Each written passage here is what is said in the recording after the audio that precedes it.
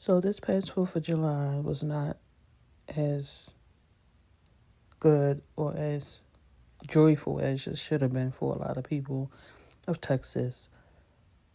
A storm came through, flooding most of Texas and taking and claiming the lives of 50 people already, including 14 children at a camp.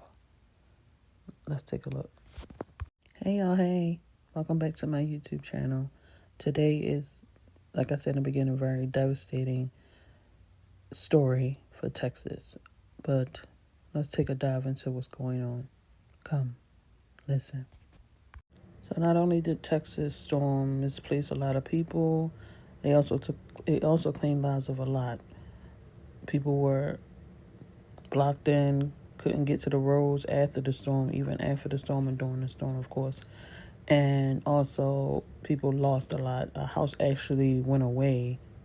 A house was actually taken away, by the water.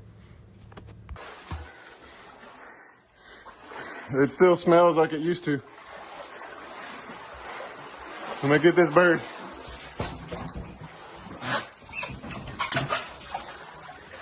Come here, baby. It's okay, baby. It's okay. So here's the road to get out of here.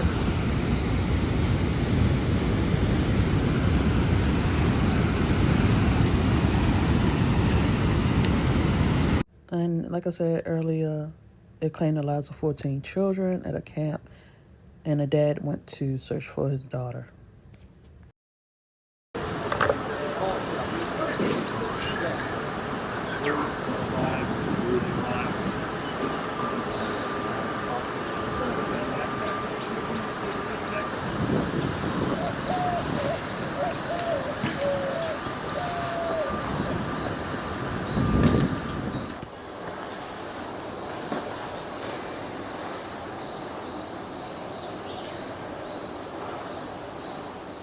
We're at Camp Mystic looking for our kids.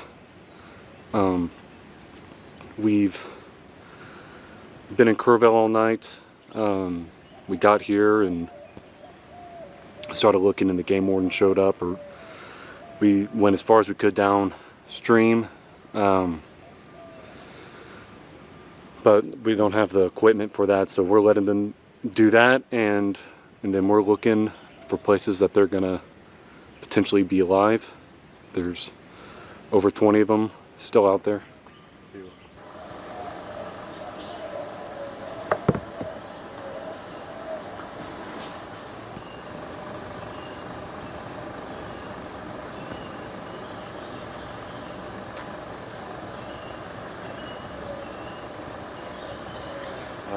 8 to 9-year-old girls going into 3rd and 4th grade. And they were all in this cabin? Yeah, these two cabins. This one, and then I think that one too. Good.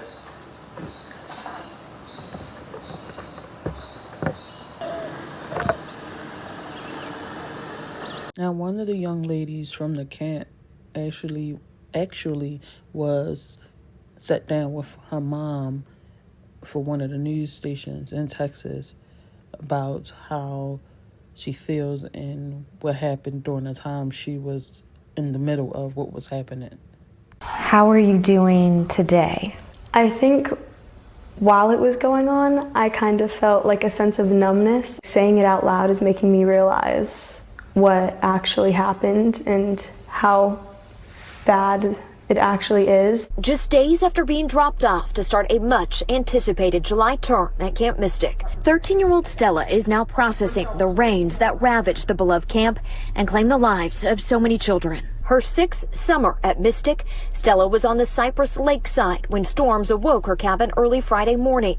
On higher ground and out of view of the Guadalupe side, it wasn't until helicopters began buzzing overhead she realized something was truly wrong. I think it's the uncertainty that really shook up our cabin. Eventually, they were told campers along the Guadalupe had been evacuated due to flooding, but had no idea the scope of the crisis. Eventually, when we got that news, we were all like hysterical and praying a lot, and the whole cabin was like really, really terrified. but not for ourselves. Worried for those on the other side, it wasn't until military trucks arrived to evacuate their camp late Friday did they get a first glimpse of the devastation. You'd see kayaks like in trees, and it was kind of horrific because we had no idea. Some people saw a couple trunks and just like in the debris, and then there was first responders in the water pulling out like girls, like sheets. I saw someone holding like a cloth from the water, and there were huge trees ripped out of the ground and like their roots, and it didn't look like Camp Mystic anymore. Their thoughts remain with those grieving and those still waiting.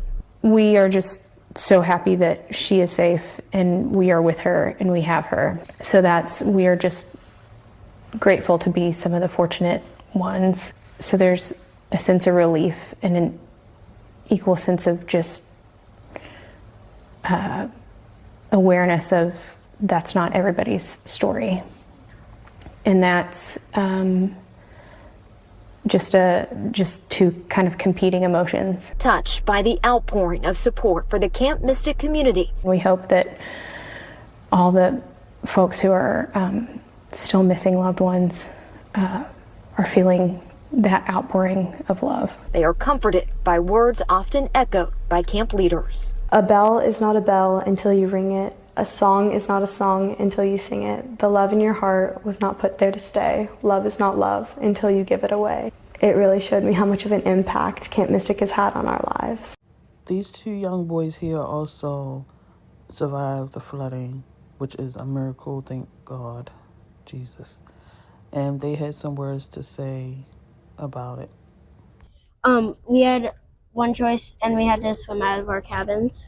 So let's just continue to keep Texas, the people of Texas, in our prayers as the days go on. Of course, this is going to be a long situation because of so much has happened. So many people are still missing, including children. Let's pray for the families of the lost children. Let's pray for the families who's lost everything. And let's just pray to God that we keep our sanity and these people keep their sanity long enough to be able to bury their people, to care for the ones that's still here, and rebuild their life after losing everything. And we all sometimes in our life lose stuff, but nothing's compared to what just happened. And other things have happened before that's tragic. But this here is even more tragic because there are children involved. So let's pray for Texas. Bye.